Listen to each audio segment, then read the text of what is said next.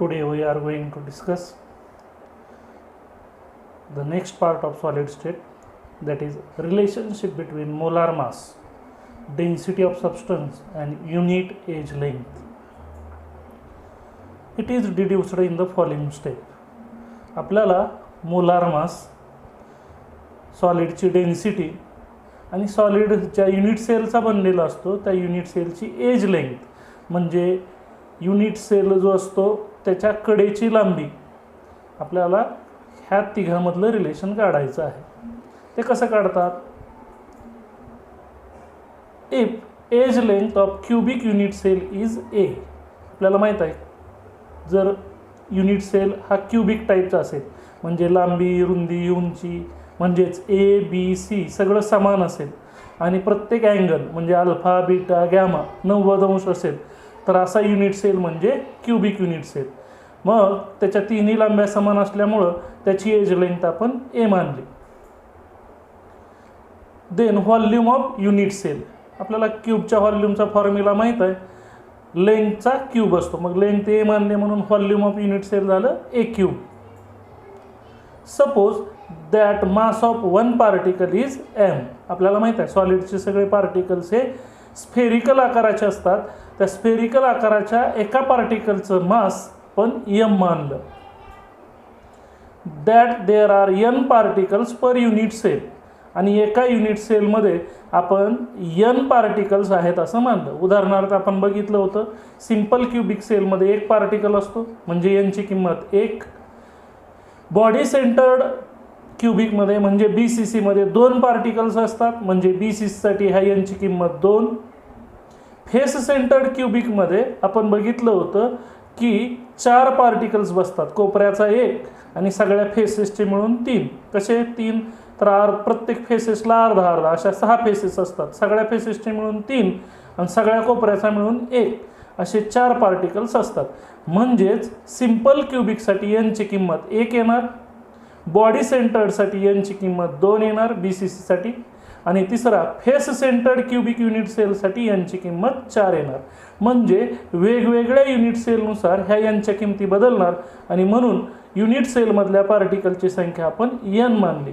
मग सिंपल क्यूबिकमध्ये त्याची किंमत 1 असेल, BCCमध्ये 2 असेल, FCCमध्ये 4 असेल. Then mass of unit cell. एका पार्टिकलचं मास आपण एम मानलंय आणि अशी एन पार्टिकल आहेत म्हणून एका युनिट सेलचं मास काय झालं m into n.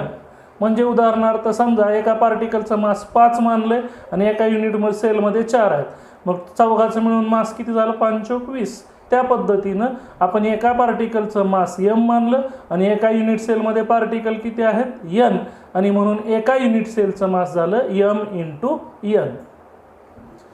The density of unit cell rho, symbol Greek letter rho, which is the same as the density of substance is given by. आपल्याला सबस्टन्सच्या डेन्सिटीचा फॉर्म्युला माहीत आहे, rho is equal to mass upon volume. डेन्सिटीचा नेहमीचा formula. पण आता आपल्याला volume काढायचं आहे सॉलिडचं म्हणून आपण युनिट सेलचं मास घेतोय आणि व्हॉल्यूम ऑफ युनिट सेल घेतोय. मग एका युनिट सेलचं मास आपण काढून ठेवलं या फॉर्म्युल्यात एम इंटू एन किंमत टाकली आणि एका युनिट सेलचं व्हॉल्यूम पण काढून ठेवलं होतं ए क्यूब.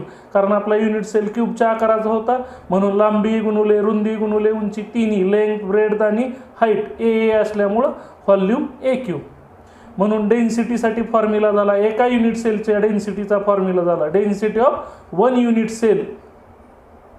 डेन्सिटी ऑफ 1 युनिट सेलचा फॉर्म्युला झाला m into n upon a cube. Molar mass capital m of the substance is given by. बघा प्रत्येक सबस्टन्सचं मोलार मास कोणत्या फॉर्म्युल्यावरून देतात? Molar mass m is equal to mass of 1 particle into number of particles per मोल.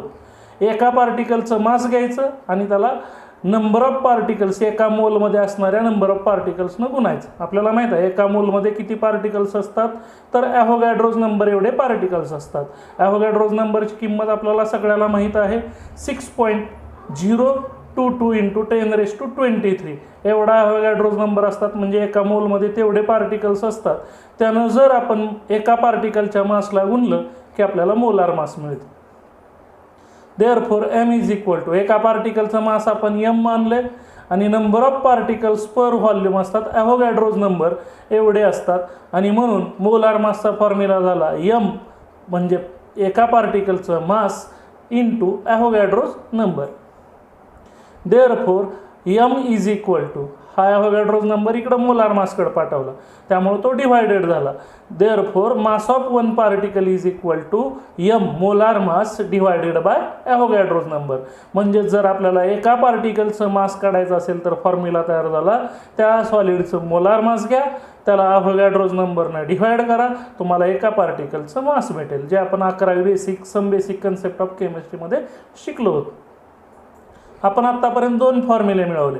Volume of one unit सेलचा आपण formula बघितला होता m into n upon a cube, आणि दुसरा फॉर्म्युला बघितला होता mass of one particle is equal to molar mass divided by Avogadro's number. हे 2 इक्वेशन आपण कंबाईन करूया, म्हणजे ही m ची किंमत इथं ठेवूया पहिल्या इक्वेशनमध्ये, म्हणजे density of one unit sale.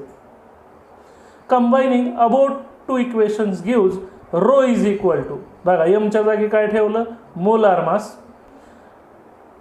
Divided by Avogadro's number. हा n आहे, हा ए क्यूब आहे, आणि म्हणून डेन्सिटी ऑफ वन युनिट सेलचा फॉर्म्युला झाला rho is equal to n into m upon a cube into n. हाच सॉलिडच्या डेन्सिटीचा फॉर्म्युला असतो, म्हणजेच एका युनिट सेलची डेन्सिटी म्हणजे पूर्ण त्या सॉलिडची डेन्सिटी असते, आणि म्हणून हा अतिशय महत्त्वाचा फॉर्म्युला, एक डेरिवेशन तयार झालं ज्याच्यामध्ये आपल्याला सॉलिडची डेन्सिटी मिळणार आहे, ती एका फॉर्म्युलाने मिळणार आहे. Rho is equal to n into m upon a cube into n, where rho is density of unit cell, n is number of particles in one unit cell. For example, in simple cubic n is equal to 1. For BCC n is equal to 2. For FCC n is equal to 4. m is molar mass, a is age length, therefore a cube is volume of one unit cell, and n is Avogadro's number whose value is 6.022 into 10 raised to 23. By knowing any 4 parameters of above equation, the fifth can be calculated. ह्या फॉर्म्युलेच्या मदतीनं, ज्याच्यामध्ये 5 घटक आहेत, 5 parameters आहेत, rho म्हणजे density, n म्हणजे number of particles per unit cell, molar mass, edge length आणि Avogadro's number, ह्या 5 पैकी कुठलेही 4 पॅरामीटर माहीत झाले की आपण 5वा पॅरामीटर काढू शकतो, आणि सॉलिड स्टेटमधले जे न्यूमरिकल्स असतात ते ह्याच फॉर्म्युल्यावर जास्त आधारित असतात, म्हणून हा फॉर्म्युला न्यूमरिकलच्या दृष्टीने अतिशय महत्त्वाचा आहे. Next point is packing of particles in crystal lattice. आपण बघितलं सॉलिडचा सगळ्यात छोटा भाग म्हणजे युनिट सेल, की ज्याच्यामध्ये पार्टिकल्स एका ठराविक पद्धतीने अरेंज झालेले असतात. अशा अनेक युनिट सेल एकमेकावर स्टॅक केले, रचले की क्रिस्टल लॅटाईस तयार होतो. मग त्याच्यातले आपल्याला पॅकिंग शिकायचे आहे. पॅकिंग आपल्याला 3 डायमेन्शनमध्ये शिकायचे. Constituent particles of crystalline solids are closely packed. आपल्याला माहित आहे सॉलिडमधले जे पार्टिकल्स असतात ते अगदी घट्ट जवळ बसलेले असतात.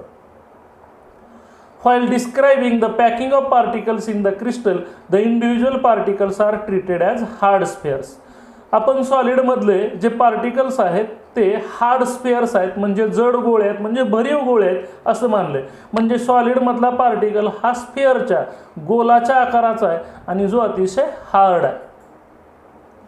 The closeness of particles maximise the inter particle attraction. जेवढे हे पार्टिकल स्फेरिकल आकाराचे जवळ असतील तेवढे अट्रॅक्शन हे स्ट्रॉंग असतील, तेवढा तो सॉलिड हार्ड असेल. The number of neighboring spheres that touch any given sphere is its coordination number. Solid स्टेटमधली ही अतिशय महत्त्वाची डेफिनेशन आहे. एखाद्या सॉलिडचा कोऑर्डिनेशन नंबर म्हणजे काय असतो, तर त्या सॉलिडमध्ये जे स्फेरिकल पार्टिकल्स असतात त्या पार्टिकलच्या संपर्कात असणारे टोटल पार्टिकल्स किती आहेत त्या पार्टिकलची संख्या म्हणजे त्या सॉलिडचा कोऑर्डिनेशन नंबर असतो. The number of neighbouring spheres that touch any given sphere, दिलेल्या स्फेअरला किती स्फेअर टच करतात हा त्याचा कोऑर्डिनेशन नंबर असतो. Magnitude of coordination number is the measure of compactness of spheres in close packed structure. जेवढा coordination number जास्त असेल तेवढं सॉलिडमध्ये पार्टिकल्स अतिशय दाटीवाटीनं बसलेले असतील. समजा एखाद्या सॉलिडचा कोऑर्डिनेशन नंबर 8 आहे आणि एका सॉलिडचा 12 आहे, तर आपल्याला कोऑर्डिनेशन नंबर 12वरनं लगेच लक्षात येईल की 8 वाल्यापेक्षा त्या 12 वाल्या कोऑर्डिनेशन नंबरमध्ये पार्टिकल्स अगदी कॉम्पॅक्ट म्हणजे अगदी घट्ट दाटीवाटीनं बसलेले असतील आणि त्याचं स्ट्रक्चर हे अतिशय क्लोज पॅक्ड असतं. म्हणजेच कोऑर्डिनेशन नंबरवरनं आपल्याला कॉम्पॅक्टनेस ऑफ स्फिअर्स कळतं. The larger the coordination number closer are the spheres to each other. जेवढा कोऑर्डिनेशन नंबर जास्त तेवढे हे स्फिअर म्हणजे गोलाकार पार्टिकल्स अगदी एकमेकाच्या जवळ बसलेले असतील. Close packed structures. The 3 dimensional close packed structure can be understood conveniently by looking at the close packing in 1 and 2 dimension. आपल्याला 3 डायमेन्शनल मधलं जर सॉलिड स्टेटचं पार्टिकलचं जर स्ट्रक्चर क्लोज पॅक्ड स्ट्रक्चर जर शिकायचं असेल तर आपल्याला अगोदर 1 डायमेन्शन म्हणजे एका दिशेतलं आणि 2 डायमेन्शन म्हणजे 2 दिशेतलं आपल्याला सॉलिडची पॅकिंग अगोदर शिकावी लागेल. तरच आपल्याला 3 डायमेन्शनमधली सॉलिडच्या स्फेरिकल पार्टिकलची पॅकिंग समजेल. आणि म्हणून आपण 3 प्रकारच्या पॅकिंग शिकणार आहोत. पहिली 1 डायमेन्शनल पॅकिंग, दुसरी 2 डायमेन्शनल पॅकिंग,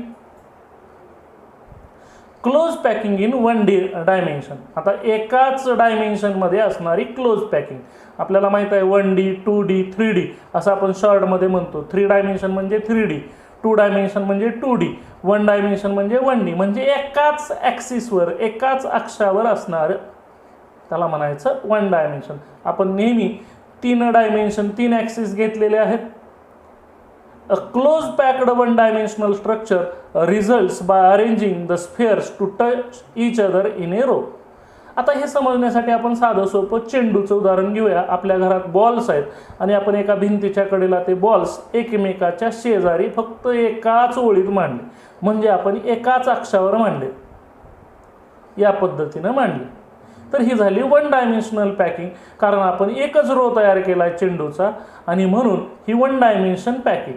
म्हणजे भिंतीच्या कडेला आपण चेंडू मांडले आणि ते फक्त एकाच रांगेत मांडले आणि म्हणून एकाच रांगेत जर चेंडू मांडले तर ती झाली 1 डायमेन्शनल पॅकिंग. बघा आता ह्या स्फिअरच्या कॉन्टॅक्टमध्ये 2 स्फिअर्स आहेत म्हणून 1 डायमेन्शनल पॅकिंगमध्ये त्याचा कोऑर्डिनेशन नंबर झाला 2. त्याच्या कॉन्टॅक्टमध्ये 2 स्फिअर्स आहेत एका चेंडूचे आणि म्हणून कोऑर्डिनेशन नंबर झाला 2. आता 1 डायमेन्शनमध्ये दुसरा आपण कुठली पॅकिंग करू शकत नाही आणि म्हणून आता चालू झाली 2 dimensional packing, close packing in 2 dimension. म्हणजे आता चेंडू एका रांगेत मांडायचे, परत दुसरा चेंडू त्याच्या शेजारी मांडायचा. असं करत करत आपल्याला रूममधली जी जमीन आहे किंवा फ्लोअर आहे तो चेंडूने भरायचा. म्हणजेच रूममध्ये फक्त आपण चेंडूची एक ओळ मांडली की 1 डायमेन्शनल पॅकिंग आणि रूममधले सगळं खालची फरशीवर आपण जर चेंडू त्या ओळीमध्ये मांडले तर पूर्ण रूम भरून फरशीवर जर आपण चेंडू मांडले तर ती झाली 2 डायमेन्शनल पॅकिंग. आणि सगळी रूम जर आपण चेंडू न भरली पूर्ण वर हाईटमध्ये पण मग एकावर एक थर करत गेलं तर ती 3 डायमेन्शनल पॅकिंग. पण सध्या आपण बघूया 2 डायमेन्शन पॅकिंग म्हणजे फक्त आपण फरशीवर चेंडू पसरणार आहोत असं समजूया. A close packed 2 dimensional structure results by stacking the rows together such that they are in contact with each other.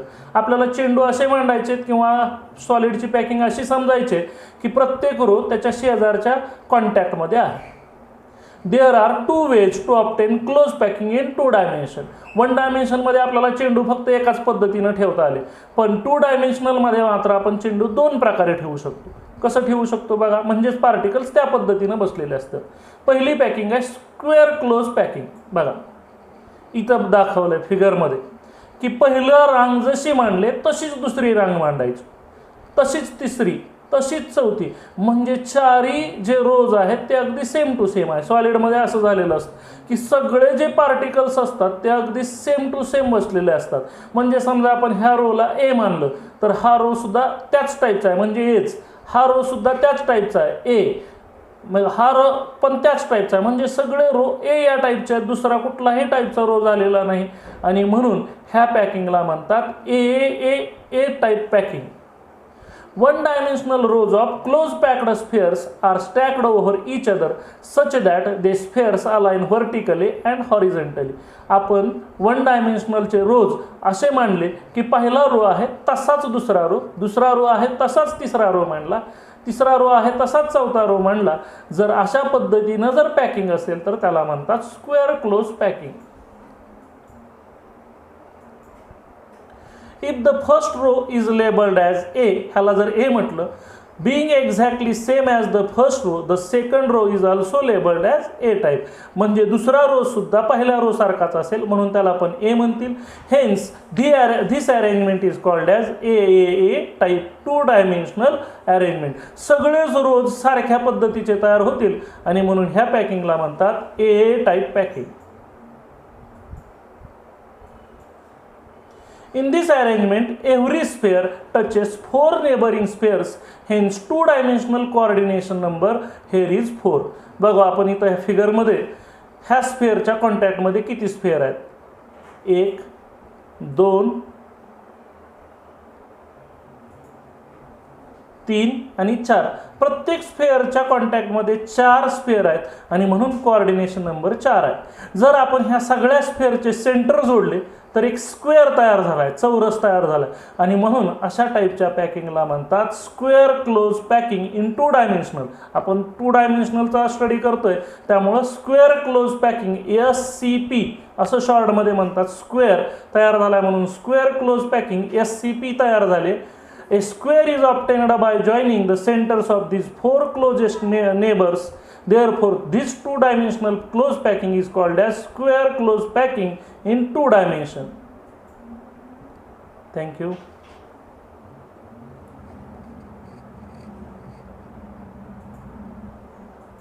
व्हिडिओमध्ये बघूया. बघा आपण चेंडू एकमेकावर मांडले तर या पद्धतीनं स्क्वेअर क्लोज पॅकिंग